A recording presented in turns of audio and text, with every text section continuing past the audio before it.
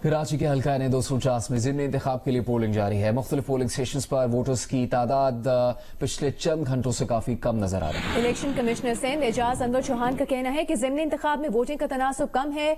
Voters Aahista Aahista आ रहे हैं। मुंतखब नुमाइंदे मुहिम के लिए इस हल्के में नहीं आ सकते।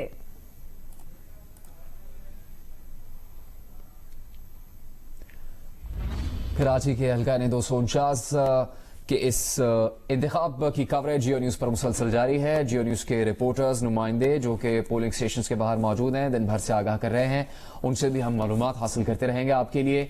इस अहम इंतखाब पर ही अब गुफ्तगू करेंगे सीनियर सहाफ़ी और तज्ज़ियाकार सुहेल वड़ाइच साहब से, और इसके अलावा दीगर सीनियर सहाफ़ी और तज्ज़ियाकार भी हमारे साथ शामिल होंगे जियो न्यूज़ की इस खुसूसी कवरेज में। सुहेल वड़ाइच साहब, बहुत शुक्रिया आपके वक्त का, आपको खुशामदीद। आप की हर तरह के इंतखाब पर खुसूसी नज़र होती है तमाम इलेक्शंस पर। ये इलेक्शन कितना अहम है आपके लिए, और ख़ास तौर पर जो 2018 का मुकाबला था जिसमें फैसल वावडा और शहबाज शरीफ यहाँ से इलेक्शन लड़ रहे थे और फैसल वावडा जीत गए, अब आज ज़िमनी इंतखाब की क्या अहमियत होगी? इसकी मेरा ख्याल है 2-3 चीज़ें ज़रूर उनका जिक्र करना चाहिए कि इसकी अहमियत क्या है इस इलेक्शन की।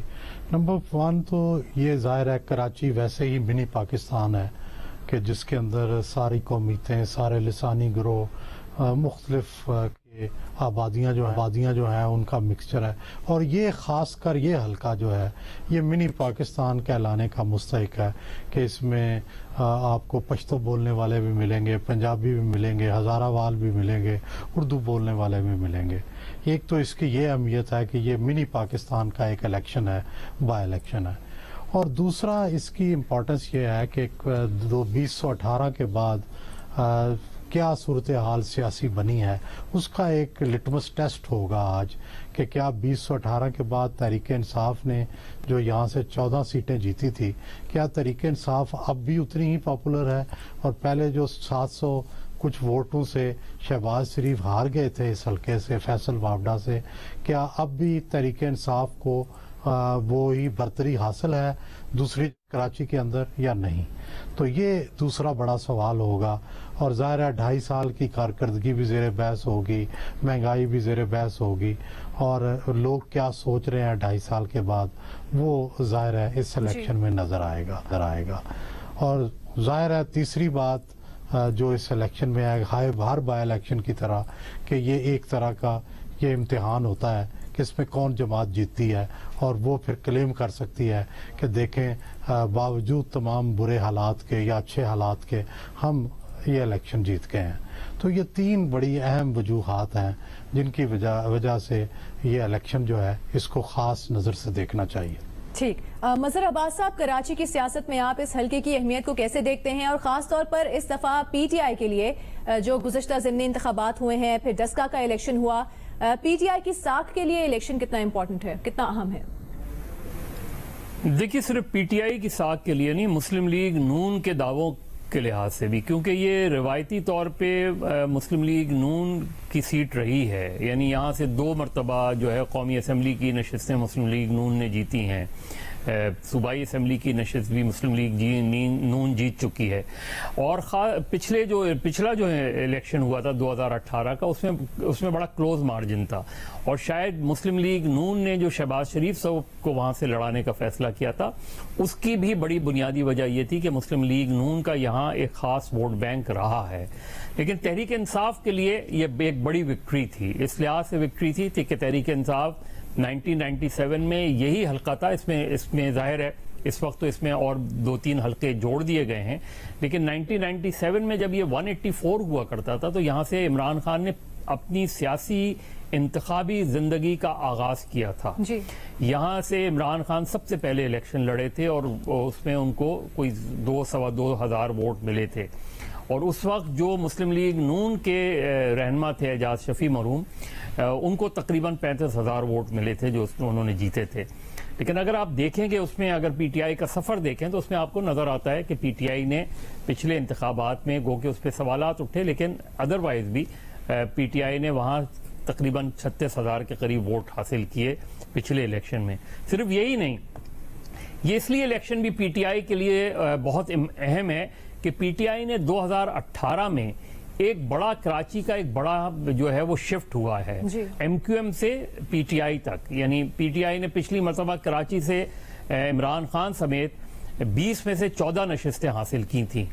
अब अगर वो ये इलेक्शन जीत जाते हैं तो वो दो दावे कर सकते हैं। एक ये कि 2018 में जो उन पे इल्ज़ाम लगाया गया कि फैसल वाडा साहब ने जो है वो और तहरीक इंसाफ को ज़बरदस्ती ये सीट दी गई, उसकी नफ़ी होगी। लेकिन और दूसरे ये कि कराची में ये मिलेगी। लेकिन अगर सकेगी कि पिछला इलेक्शन भी वो जीत गए थे, उन्हें हराया गया। लेकिन इसमें और जमातें भी बहुत इंपॉर्टेंट हैं। इसमें मुस्तफ़ा कमाल साहब जो हैं, जो साबिक सिटी नाजिम हैं, उन्होंने बहुत बड़ा रिस्क लिया है क्योंकि पिछले इलेक्शन में पाक सरजमीन पार्टी को बहुत कम वोट मिले थे। तो लेकिन इस मरतबा उनकी कैंपेन बड़ी जोरदार रही। कितना वो इम्प्रूव करते हैं ये देखना है। जो तीसरे और चौथे नंबर की पार्टी थी पिछली मरतबा, तीसरे नंबर पे तहरीक लब्बैक थी जिसने तकरीबन 24,000 वोट लिए थे। तो तहरीक लब्बैक क्या कोई सरप्राइज कर सकती है, ये बड़ा अहम होगा। MQM जो चौथे नंबर पे थी उसने तकरीबन 10,500 वोट लिए थे। MQM कितना इंप्रूव करती है, क्योंकि MQM के लिए भी ये इलेक्शन बहुत अहम है। MQM पाकिस्तान एक मरतबा अपने आप को कराची में दोबारा मनवाने की कोशिश की तरफ जो है वो गामजन नजर आती है कि वो अपनी वो खोई हुई नशिस्तें दोबारा हासिल करें। तो क्या ऐसा मुमकिन है? फिर पाकिस्तान पीपल्स पार्टी जब एक जमाने में ये 184 की सीट हुआ करती थी, तो पीपल्स पार्टी ने MQM के उरूज पर यहाँ ये नशिस्त हासिल की थी और अमीर हैदर काज़मी मरहूम जो है वो जीते थे। तो उनके लिए भी गो के उनको पिछले इलेक्शन में 7,500 के करीब वोट मिले हैं। लेकिन उन्होंने अपनी कैंपेन में ये कोशिश की है लोगों को बावर कराने की कि जी सिंध गवर्नमेंट जो है यहाँ बहुत काम कर सकती है और यहाँ जो पानी की पाइपलाइन है। लेकिन ओवरऑल अगर हम इलेक्शन देखें तो उसमें हमें ये नजर आता है कि यहाँ लोकल इशू ज्यादा इंपॉर्टेंट है। बल्दियाती इलेक्शन ये ज्यादा लग रहा है, कौमी इलेक्शन ये कम लग रहा है, क्योंकि पानी का मसला हो, गैस का मसला हो, तो ये बल्दियाती इशूज जो हैं, सड़कें बनना हो, ये बल्दियाती इशूज बहुत इंपॉर्टेंट हैं इस हल्के के लोगों के लिए।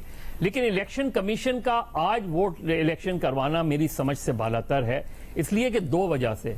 पहली ये कि इलेक्शन कमीशन ने ये क्यों नहीं गौर किया कि ये वर्किंग डे है और यहाँ की ज्यादातर वोटर जो है वो वर्किंग क्लास है, लेबरर्स हैं।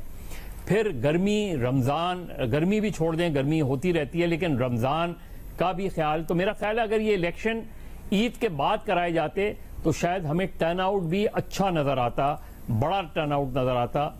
2018 में तकरीबन 42% जो है वोट पड़े थे। इस मरतबा अगर 25 से 30% वोट पड़े तो इसको एक कामयाब बाई इलेक्शन कहा जा सकता है। ठीक है शहजाद, अगर आप हमारी आवाज सुन सकते हैं, जो कराची की सियासत को समझते हैं लोग और आपकी यहाँ के इलेक्शन पर भी नजर रहती है, क्या जाहिर है उस तरह का तो सनसनीखेज इलेक्शन नहीं है जिस तरह 2018 में था। फैसल वावडा लड़ रहे थे, शहबाज शरीफ, उनके वोट्स का फर्क इतना कम था। शहबाज शरीफ ने 34,000 वोट लिए, फैसल वावडा 35,000 से कुछ ज्यादा वोट लेकर ये नशिस्त जीत गए। इस दफा जो मुहिम की गई है मिफ्ता इस्माइल की तरफ से और फिर बाकी सब अहम उम्मीदवार इसमें हैं, क्या नतीजा हो सकता है? और आपको ये जो बात सबने कही कि अहमियत मुस्लिम लीग नून के लिए भी बहुत ज्यादा है, ना सिर्फ PTI के लिए, तो आपको लगता है कि जो दावे दोनों जमातों की तरफ से किए गए हैं उसके मुताबिक उन्होंने यहाँ पर कुछ काम करने का इरादा भी किया है और उनकी मुहिम में जो बातें सामने आई हैं उस पर वाकई वो अमल भी करेंगे? जी जुनेद, मैं आपकी इजाजत से इस सवाल का जवाब देने से पहले मजहर अब्बास साहब जो बात कर रहे थे, क्योंकि मेरी अभी अभी बात हुई है मिफ्ता इस्माइल साहब से पोलिंग के हवाले से, तो उन्होंने ये बताया है कि पोलिंग इंतहाई स्लो है जी। और इसीलिए नून लीग ने, पाकिस्तान मुस्लिम लीग नून ने इलेक्शन कमीशन ऑफ पाकिस्तान से राब्ता किया है कि 2 घंटे कम से कम ये पोलिंग जो है वो बढ़ा दी जाए, 7 बजे तक कर दी जाए, ताकि जब शाम होगी गर्मी भी कम होगी, लोगों का रोजा है और जैसे मजहर साहब कह रहे थे लेबर तबका बहुत ज्यादा है यहाँ पर, तो उनको भी वोट कास्ट करने का मौका मिले। तो ये दरख्वास्त उन्होंने की इलेक्शन कमीशन ऑफ पाकिस्तान से। इसके अलावा आपको पता है कुछ पोलिंग स्टेशन हसास थे, कुछ इंतहाई हसास थे, लेकिन उनके मुताबिक कोई लॉ एंड ऑर्डर की सिचुएशन ना पैदा हुई है अब तक और कोई रिगिंग के भी एलिगेशंस नहीं लगे हैं, तो पीसफुली इलेक्शन कंडक्ट हो रहा है। ये अभी मेरी मिफ्ता इस्माइल साहब से बात हुई थी कुछ देर पहले। जहां तक इस इलेक्शन का ताल्लुक है, मेरे ख्याल से ये इलेक्शन पाकिस्तान तहरीक इंसाफ के लिए डस्का इलेक्शन से ज्यादा इंपॉर्टेंट होगा। देखिए, डस्का का जो इलेक्शन था उसको पॉलिटिकल हाइप बहुत ज्यादा मिली थी, लेकिन वो सीट ऐसी थी जो कि नून लीग हमेशा से जीती हुई आई थी और नून लीग वहां पे स्ट्रांग थी, चैलेंजर थी पीटीआई। इसके बावजूद के सूबाई हुकूमत और वफाकी हुकूमत पीटीआई की थी, लेकिन फिर भी वो चैलेंज कर रहे थे और वो सीट नून लीग की थी जो नून लीग माजी में जीती हुई आई है।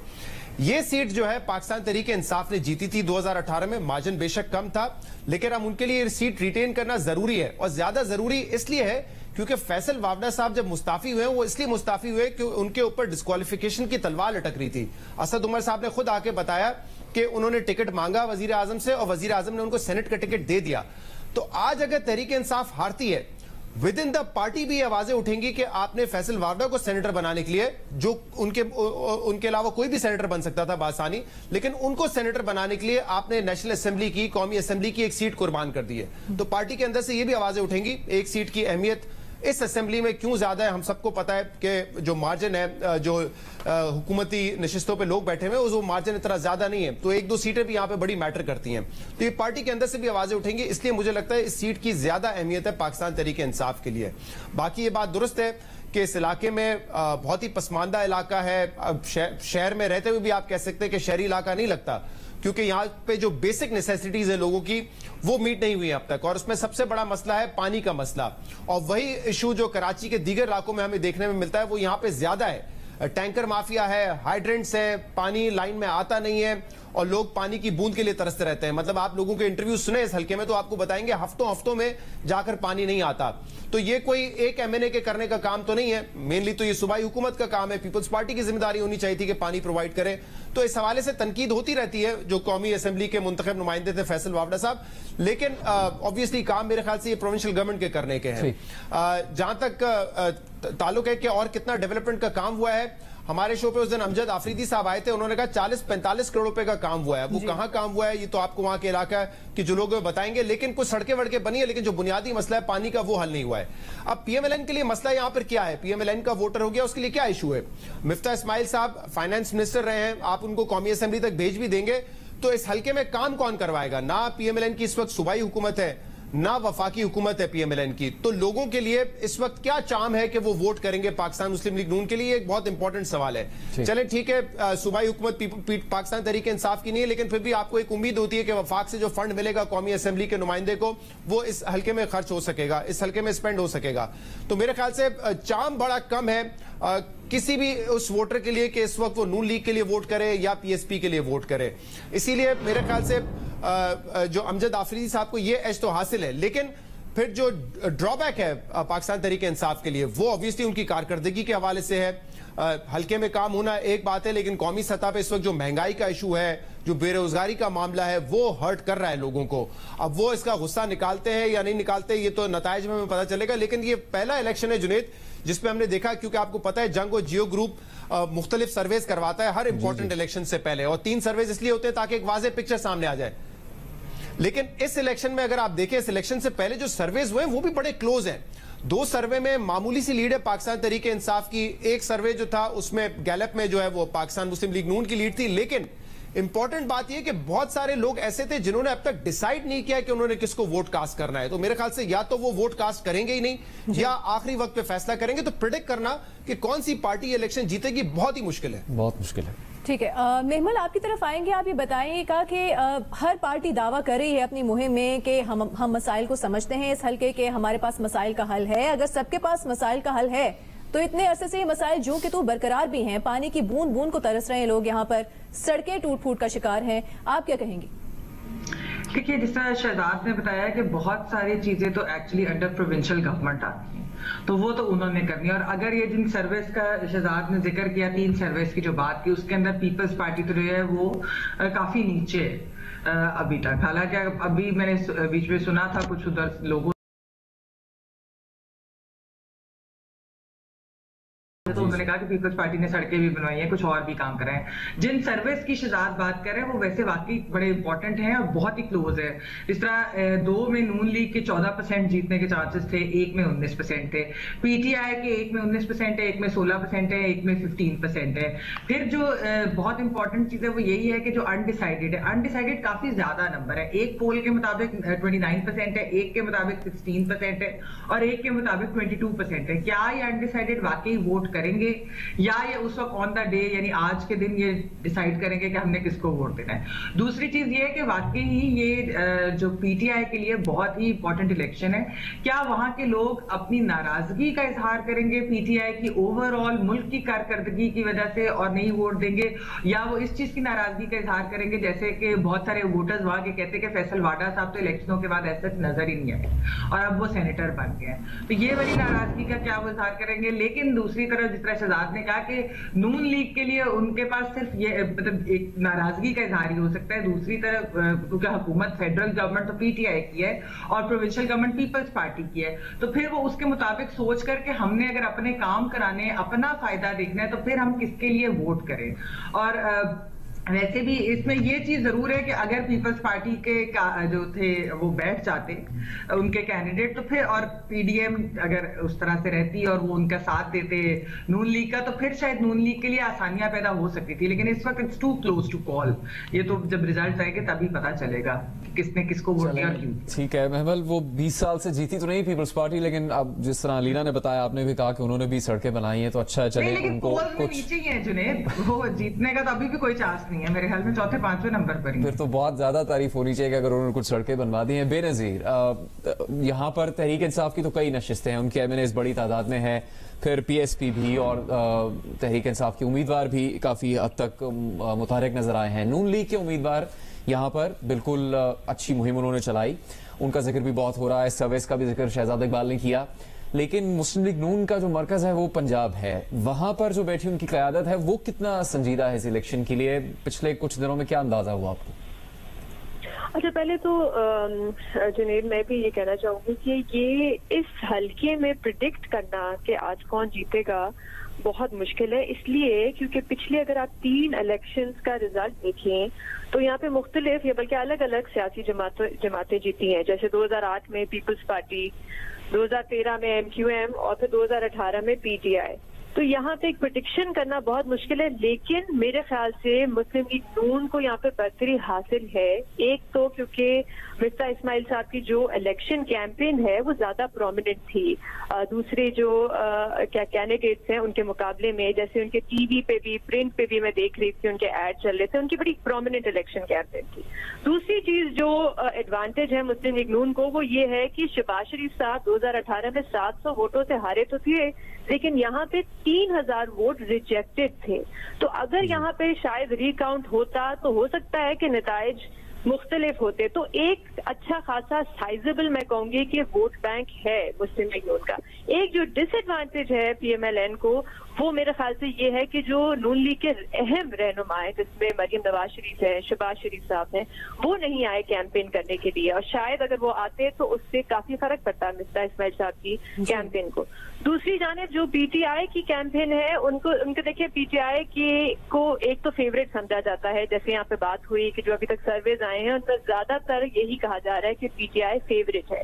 लेकिन मेरे ख्याल से अगर हम ट्रेंड देखें बाई इलेक्शन का या जिमनी इलेक्शन का, पिछले 10 जो हुए हैं उनमें सिर्फ 1 पीटीआई ने सीट जीती है, बाकी 9 सीटें पीटीआई हारी है। तो ट्रेंड में अगर हम देखें तो पीटीआई की कोई खास कारकर्दगी नहीं रही, तो ये मेरे ख्याल से एक बहुत बड़ा डिसएडवांटेज होगा पीटीआई को। अब इसकी मुख्तलिफ वजूहात हो सकती हैं, महंगाई भी हो सकती है, वोटिंग पैटर्न आप वैसे भी प्रिडिक्ट कभी नहीं कर सकते जब तक वोटिंग हो ना। जी जी। लेकिन मेरे ख्याल से जो सबसे बड़ा अनप्रिडिक्टेबल फैक्टर है इस पूरी चीज में वो है जिसमें मदर साहब ने बात की, कलअदम तहरीक लब्बैक, क्योंकि उनका माजी में जो रोल रहा है और पिछले इलेक्शन में रहा है वो वोट काटने का रहा है। और पिछले इलेक्शन में 2018 में उनको कोई 20-25 हजार वोट मिले थे। इस बार मुझे लगता है कि जो लाहौर में हुआ, दीगर शहरों में हुआ, हो सकता है कि उनको एक सिंपैथी या हमदर्दी का वोट मिले, और वो जो वोट मिलेगा उससे काफी फर्क पड़ सकता है जो 2 बड़ी सियासी जमातें हैं पीएमएलएन और पीटीआई के वोट बैंक को, क्योंकि अगर वो उनका वोट काटेंगे तो फिर मार्जिन ऑफ जो होती है जीत की वो और भी कम हो जाएगी और उसमें से कोई भी जीत सकता है। सुहेल साहब, अभी जिस तरह इस हल्के के बारे में बात हो रही है, पीटीआई को कहा जा रहा है हमारे दीगर मेहमानों की जानिब से भी कि जो परफॉर्मेंस है, जो कारकर्दगी है, फिर महंगाई बेरोजगारी की वजह से पीटीआई को शायद नुकसान हो सकता है आज के इलेक्शन में। जो पीटीआई के उम्मीदवार हैं अमजद आफरीदी, उनकी इस हल्के में मकबूलियत कैसी है, आपने क्या देखा है? जी, वो youth Tehreek Insaf youth wing के सरबराह रहे हैं, पुराने तहरीक इंसाफ के साथ वाबस्ता हैं और पॉपुलर हैं अपनी तहरीक इंसाफ में, यूथ उनके साथ है। अगरचे पार्टी के अंदर वहाँ एक एमपीए हैं जो तहरीक इंसाफ के शहजाद अवान साहब, वो उनके साथ ताउन नहीं कर रहे। दूसरा, इस हल्के में जो देखने वाली बात है वो ये है कि जो मुआशी तबकात हैं उनका तहरीक इंसाफ की हुकूमत के बारे में क्या नुक्ता नज़र है वो भी सामने आएगा इस इलेक्शन में। इसमें जो एक सूबाई हल्का है वहाँ तो एब्जेक्ट पॉवर्टी है, बहुत ही गुर्बत है और बहुत ही गुर्बत वाले जो हैं वो किस तरह रिएक्ट करेंगे, क्योंकि तहरीक इंसाफ वाले जो हैं उन्होंने अब तक जो बहुत ही गुर्बत वाला तबका है उसको रिलीफ देने के लिए बहुत कोशिशें की हैं और उसके लिए अरबों रुपए उनमें तकसीम किए हैं। क्या उसका असर यहाँ नज़र आएगा या नहीं नज़र आएगा? और इसके साथ एक बार जो इनका सूबाई हल्का है वो निस्बतन थोड़ा सा बेहतर मुआशी उसकी हालत बेहतर है, तो वो दरमियाना तबका जो है वो किस तरह रिएक्ट करेगा। तो इस हल्के में दो जो मुआशी तबकात हैं, दरमियानी तबका और बिल्कुल निचला तबका, इनका जो पार्टियों के बारे में नुक्ता नज़र है वो भी इस इलेक्शन में सामने नज़र आएगा और रिजल्ट में ये पता चलेगा कि ये तबकात क्या सोच रहे हैं पार्टियों के बारे में। असल मुकाबला बज़ाहिर 3 उम्मीदवारों में है, जिसमें ज़ाहिर है मेन मुकाबला तो मुस्लिम लीग नून और तहरीक इंसाफ के उम्मीदवार में होगा। पिछली दफ़ा भी इनका 700 750 का मार्जिन रहा था और इस दफ़ा मुस्तफ़ा कमाल साहब जो हैं वो भी उन्होंने भी काफ़ी मेहनत की है, लेकिन पिछली दफ़ा इनको ये 6ठे नंबर पर थे। क्या 6ठे नंबर से ये तीसरे नंबर या दूसरे नंबर पर या पहले नंबर पर आ सकेंगे, ये देखने वाली बात होगी। लेकिन बुनियादी बात है ये मुआशी जो तबकात हैं उनका किस तरह से रद्द अमल होता है। क्या तहरीक इंसाफ ने जो छोटे तबकात के लिए किया है क्या उसको समर मिलेगा, या जो लोग महंगाई से तंग हैं उसका रिएक्शन मिलेगा उनको इस इलेक्शन में, ये देखने वाली बात। सुहेल वड़ाई साहब, आपसे दीगर मेहमानों से गुफ्तगू जारी रहेगी। अभी इस वक्त पोलिंग स्टेशन पर बताया जा रहा है पिछले कुछ घंटों से जरा सन्नाटा है, बहुत ज्यादा लोग वोट कास्ट करने नहीं आ रहे, फिर भी इस इलेक्शन के कई दिलचस्प पहलू हैं और वो हम आपके सामने रखेंगे।